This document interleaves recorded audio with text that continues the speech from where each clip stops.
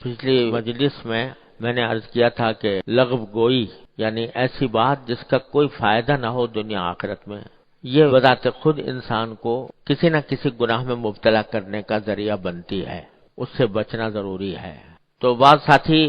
بعد میں پوچھتے رہے کہ بعض اوقات ہم گھر میں اپنے بیوی بچوں سے یا کوئی مہمان آتا ہے تو اس سے کچھ باتیں کرتے ہیں، اور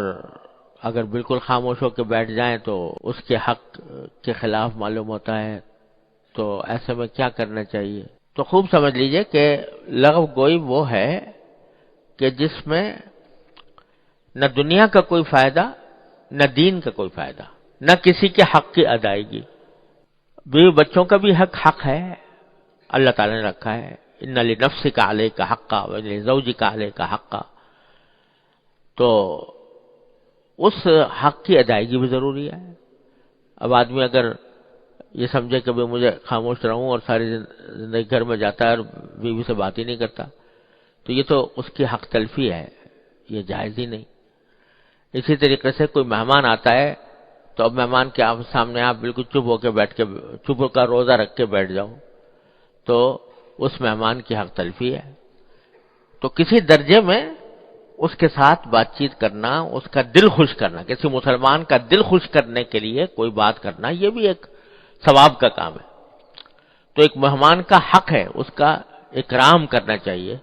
اور اس اکرام کا تقاضا یہ ہے کہ کچھ بات اس سے کرے، لیکن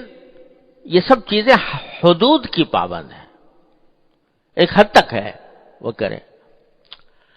تو اسی میں مجھے یاد آیا کہ میں شروع سے کچھ لکھنے پڑھنے کا سلسلہ رہتا ہے،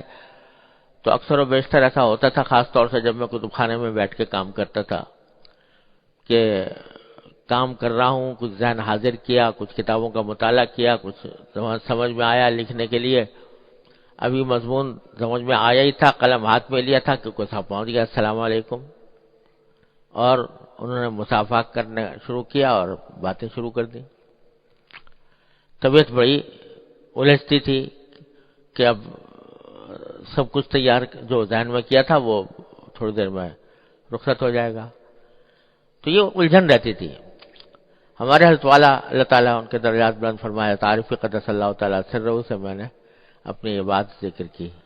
تو حضرت نے فرمایا کہ بھائی یہ بتاؤ،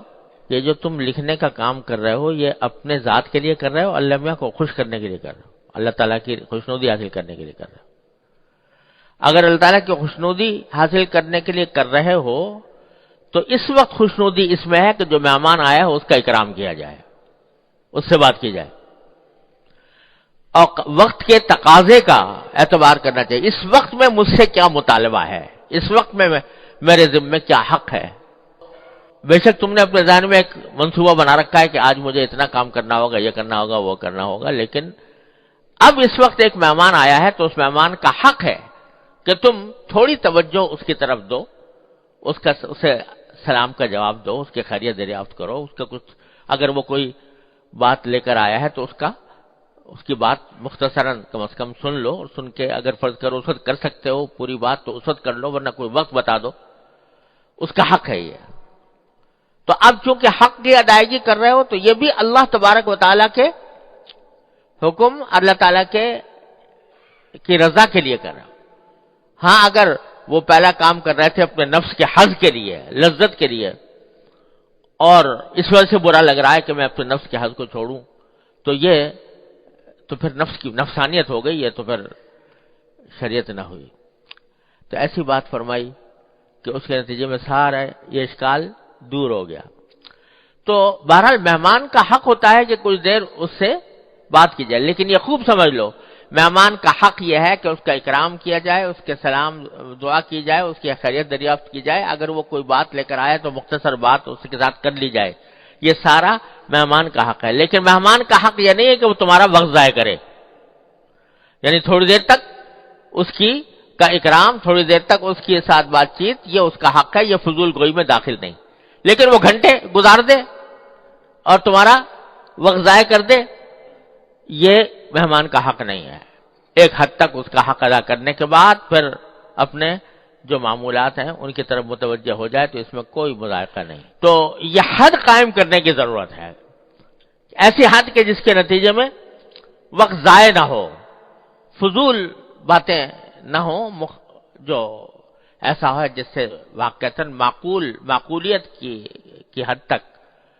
دوسرے کا دل خوش ہو جائے، اس میں کوئی مذائقہ نہیں. اس کے علاوہ جو ہے باتیں جب ضرورت سے زیادہ ہوں گی تو پھر وہ فضول گوئی میں داخل ہوں گی، اس کے اندر پھر پتہ نہیں کہاں لے جا کے شیطان ڈال دے.